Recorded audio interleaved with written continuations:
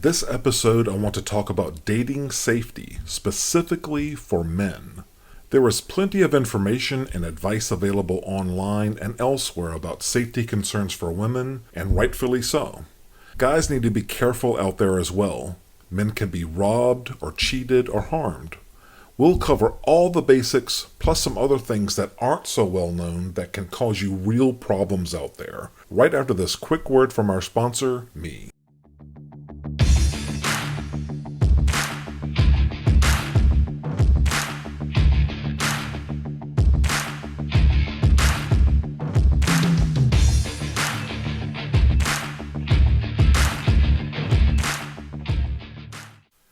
Hi everyone, welcome to the Gentleman's Guide to Flirting.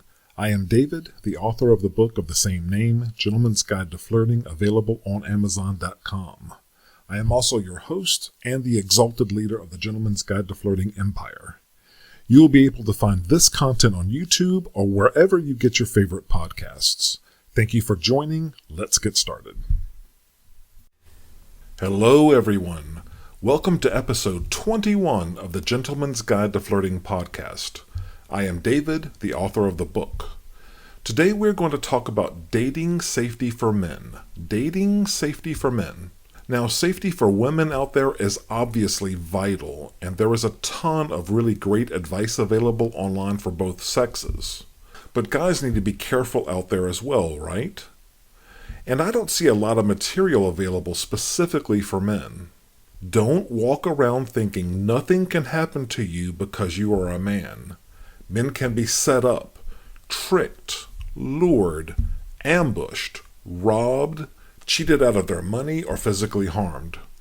We'll cover all of the basics, plus some other things that aren't so well known that can help you avoid some real problems out there. To get us there, I want to cover 4 major areas of safety pertaining to dating and online dating. 1, protecting yourself physically, your physical safety. 2, protecting your finances. 3, protecting your identity and personal information. And lastly, what I call protecting your time. All right, let's dig into each of those. 1, protecting your person and your physical safety. My first point in this area is that I suggest that you stick to quality dating websites and services. By quality sites, I mostly mean the well-known paid sites, where you most likely pay a monthly membership fee. In many cases, their charging you money keeps the riffraff and scammers away. Operators of paid services cannot let their reputations be tarnished by being places where people are scammed or harmed or have other negative outcomes. Think about it. They want their businesses to be worth millions or billions of dollars, so they cannot operate like cesspools and let that affect their valuation goals. Now, I'm not saying there aren't some quality ladies on the free sites. There certainly are, definitely. Some ladies just don't see any difference in their results from paid sites, so they figured, why should they keep paying? They'll just try the free stuff. But the likelihood of you encountering some type of problem on the free sites and services is higher than on a paid service right now. That's just how things are right now, and you need to be aware of that. My next point, read her profile carefully. Make sure she is a real person or seems like a real person and doesn't sound nutty. Hopefully you read her profile before reaching out. You did that, right? You didn't just go for her pretty pictures and send out the introduction. That's okay either way. A lot of guys play a numbers game and spray a lot of messages out. That's fine. But now that she's replied back, take another look at her profile. Do the pictures look fake? I know it's hard to tell the difference, but you know what a normal human woman looks like. Do her pictures look like they're computer generated or enhanced in some way? Do they look fake? Another thing, not all ladies fill out their online dating profiles thoroughly, but many do. Keep an eye out for any red flags in her description, or how she answered any profile or get to know you kind of questions that service has. Does she talk about violence or anything else that you find objectionable? Does she describe herself, in her profile description as a bad person or a source of trouble or a bad girl? If she does, maybe she means it and you need to listen to her and stay away. Other things to look for is if her description is far too short or if it contains a large number of grammar or spelling errors. Those can be red flags as well. Okay, let's say all that passes muster. Now research her. I don't mean hire a private investigator, but it might be worth doing a little bit of checking. Google her name and see what comes up. I mean, is there a warrant out for her arrest? Did she crash her car through a Dairy Queen front door in a fit of rage 2 years ago? See if you can find her on Facebook. Check her out a little bit. Check Instagram. Check Pinterest. All preferably while not logged into any account you have on those platforms so that she has no way of knowing that you looked. And don't follow her on those services, at least not yet.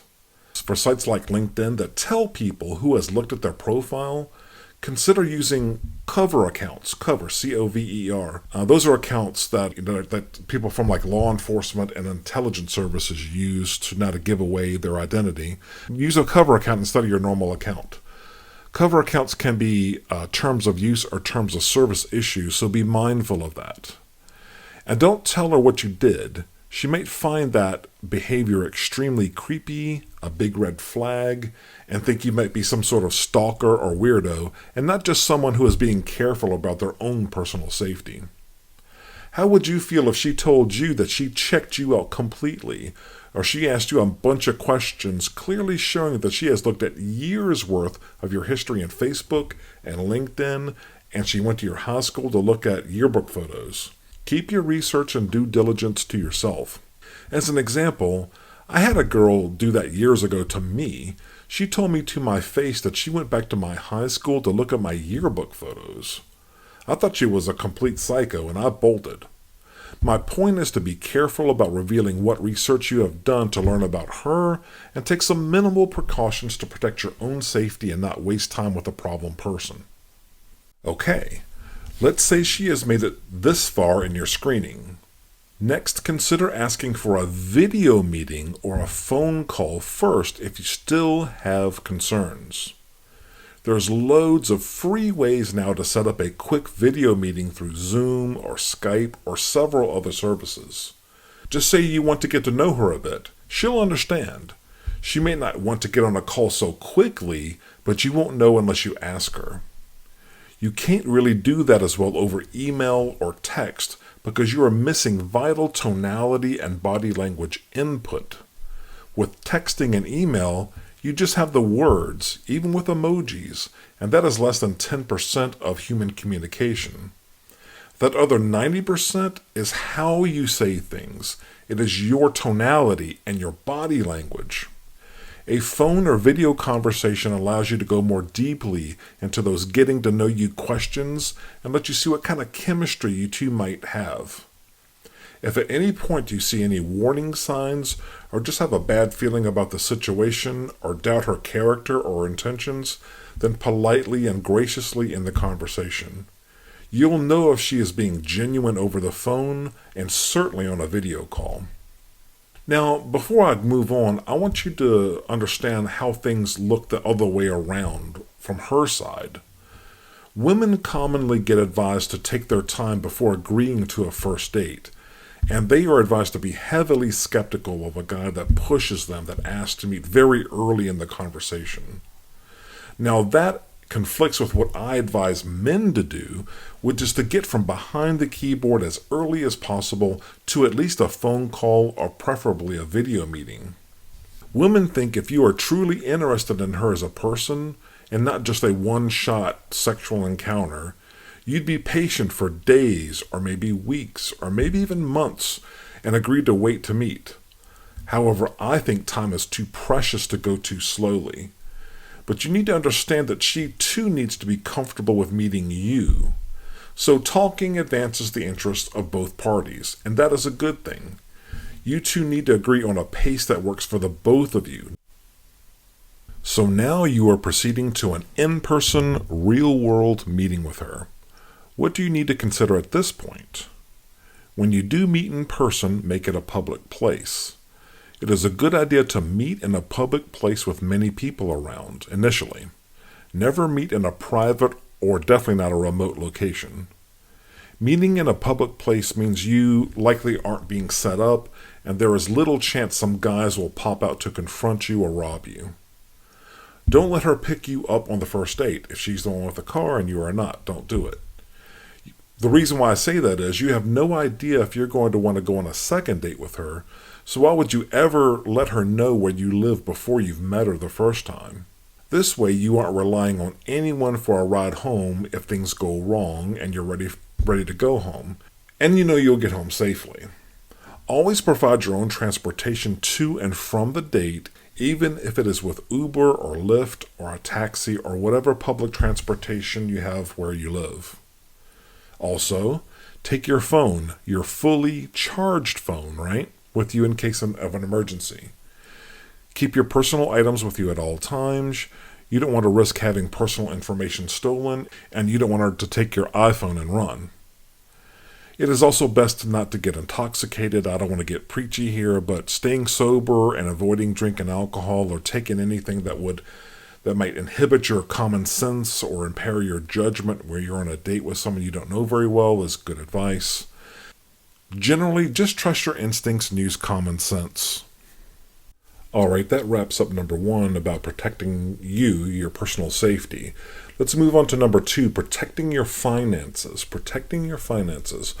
The first thing I want to point out, and this really isn't a safety-related matter, but in general, don't do something expensive for the first date, at least. And maybe for the first few dates.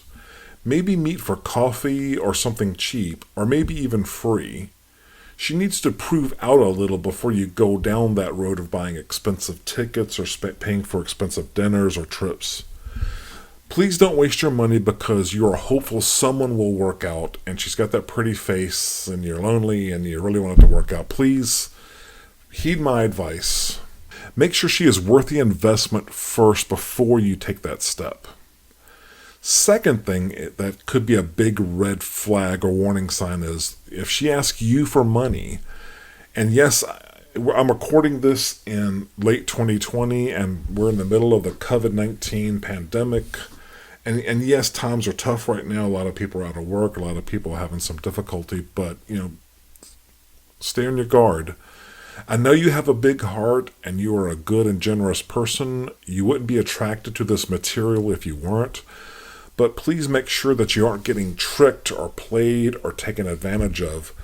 I advise you against offering money or financial assistance at all to ladies that you have just met. It is just too early. So even in these tough times during the pandemic, please don't let that big heart of yours be taken advantage of. Third thing to look out for is if she quickly asks to talk or chat on an outside email or messaging service. For example, you're definitely going to encounter situations, especially on the free sites, where an account that appears to be an attractive lady will directly point you to an Instagram account or an account on some other platform that isn't the dating site. That's never good. It's maybe not a hostile thing, but maybe it's maybe an offer of prostitution, or it's a lady that's just trying to drum up an audience on her Instagram account, say for example. She may be trying to redirect you to something like an OnlyFans account to sell you paid access to look at pictures of her or something silly. Any way that goes, that is usually quickly followed by a communication requesting that you submit credit card information or their account information, and that is always bad. Providing your financial information in response to any of those types of requests can result in financial and or identity thefts, so stay away from that. Fourth thing under the subject of protecting your finances is if she sends you messages containing any kind of strange looking links to websites. A normal woman won't be doing that because why would she? Clicking on those links could lead to malware or viruses on your computer or your phone, which can lead to theft of your credentials or other bad things, so watch out for that, please. Number 3, protecting your identity and personal information. There's a couple points I want to make here. If you aren't already familiar with these, learn about reverse image search. Reverse image search. If you're at a computer, go to tineye.com. tineye.com. When you pull that site up, look and see what it does. That site allows you to, instead of searching for words and mapping them back to articles or pictures or whatever, it allows you to search for images. Similarly, if you go to Google reverse image search, which is images.google.com, images.google.com, and you click on that little camera thing in the search bar, both of those tools are free and easy to use ways to go and try to see where a particular image or a similar image appears anywhere on the internet. There are two reasons why I ask you to do this. One is so that you can look up photos of her in your research to find out where else she might be on other social media platforms as you try to learn a little more about her. Doing that can help you spot fake dating profiles. So the process there would be take, one or all of her pictures that she's put on her dating profile, download them to your computer, and then load them back up to 10i.com or images.google.com to see if she's reused those from someplace else, Facebook, Instagram, what have you, so you can figure out where she's at on social media. Again, not to be a creepy stalker person, but to help facilitate your search to find out, learn more about her, to find out where she's at elsewhere, to see how she communicates and get a sense of who she really is. The second reason I bring up reverse image search is because I want you to be aware of what information you might be exposing in your dating profile pictures that might reveal more than you want to share about your identity, your work, your job, or your business location, or where you live. So my advice is go through these exercises and see how powerful those tools are. And my advice is, on your dating service profiles, only use photos that you don't use anywhere else. I know it's a lot easier to go take your picture from your LinkedIn profile or Facebook and just upload it to the dating profile services, but take fresh new photos and use them there so no one can come back behind you and map your pictures back to your other social media presences or other websites that you appear on. Second thing is around phones. I used to recommend burner phones, B-U-R-N-E-R. That's not a brand name. It's just like a common street name for types of phones that are temporary phones that you used to be able to buy in the United States at least. And you could activate those with just cash and without providing any identification. They were like temporary, basically cheap throwaway phones. Those were useful for dating for people who are privacy conscious or are worried about a problematic person harassing them if a date didn't work out.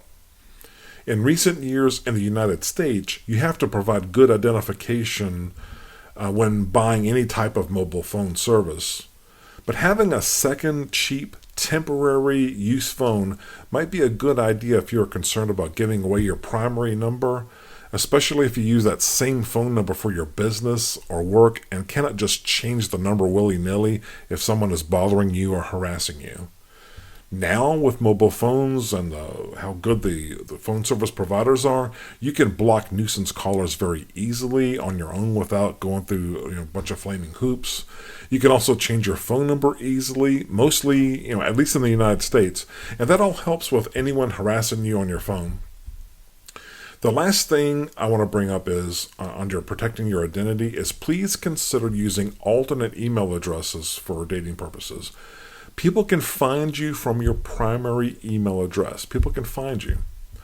If you live in the United States, look yourself up on familytreenow.com. Familytreenow, no spaces, no punctuation.com. Look yourself up on there, first name, last name search, in your area, in your city. Do you see any familiar email addresses or phone numbers in there alongside your location history? People can find you by your email addresses or phone numbers on free services and definitely paid services these days. There are several, both free and paid services just like this one, that people can use to locate you, where you live, and your family members. So that's why I advise, just give some consideration to using some temporary phone numbers and maybe email addresses if you're concerned about harassment or things going awry in the dating process. It may make you look a little weird to her that you didn't trust her up front, but you're just trying to protect your safety, and there's nothing wrong with doing that. Number 4, I want to provide a little more clarity about what I mean about protecting your time. Protecting your time and why I bring it up here. Protecting your time isn't directly a safety concern. It's not a safety concern at all, but it's kind of tangentially related. I believe you should get off the dating sites quickly and move to more natural forms of human interaction. But in the process, not scare her off by how you ask to do that. Offering phone calls or video chats in between messaging on the dating sites in the very earliest stages, and then later move into a real world physical meeting, can help screen out fakes and scammers and catfishers and women who are just there to waste your time. Part 3 of the book tells you to drive toward getting to that in-person meeting, but you need to keep her concerns in mind around safety and like what your intentions are, and and her feeling comfortable enough to agree to meet you in person. In other words, you are wondering about her and she is wondering about you. You'll need to navigate that, and she needs to end up feeling that you are safe enough to engage with. Trying to get to an in-person meeting quickly can be a turnoff from her point of view, and a lot of ladies have their own rules about that. So if your opener conversations are ending early in your initial kind of messaging back and forth on the dating services, it might be that you need to offer phone calls or something like a Zoom or a Skype meeting as an alternative in between first. She may be interested in you, but like a warning went off in her head when you went straight to, hey, I'm interested in you. I think you're great. Let's go meet for coffee. That may sound perfectly fine to you because you know you're fine and you know you're right for her and you know you're perfectly safe, but she doesn't know that just yet. So kind of keep that in mind. Offer that as kind of like an intermediate step.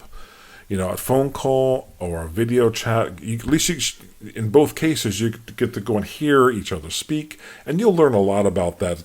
How people say things, their tonality will come across. If someone's like insane or creepy or has bad intentions, you're an adult and you've gone through a lot in life, and you'll pick up on that with just what they're saying. On a video call, you have the additional benefit of being able to observe their body language, so that's just better. My point is, with number 4 about protecting your time, basically don't let that back and forth turn into a time drain. She may want to go and talk for days or weeks or months, but I just don't advise that.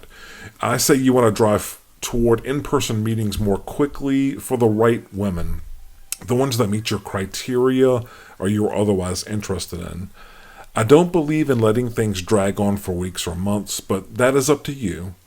I recommend you be protective of your time because you've got a lot of things going on. You're working on yourself all the time to be a continuously better person every day. You're working towards your goals, your education, your career, your business, all that. And life is just too short. And to be honest with you, using the approaches in the book and the stuff we talk about here in the podcast, another great lady is just around the corner. If someone is trying to take too long for your taste and you want to move forward, you got options. You can just cut bait with one that's taken too long, be respectful of her and understand that she's got to feel comfortable. But if she wants to just keep on having little small conversations and dribs and drabs over weeks and months, and you need to cut bait and move on, buddy. Because using the techniques that we got in the book and the advice you got in the book, you'll find another great person in very short order. Okay, that is all that I have for this week. Take care.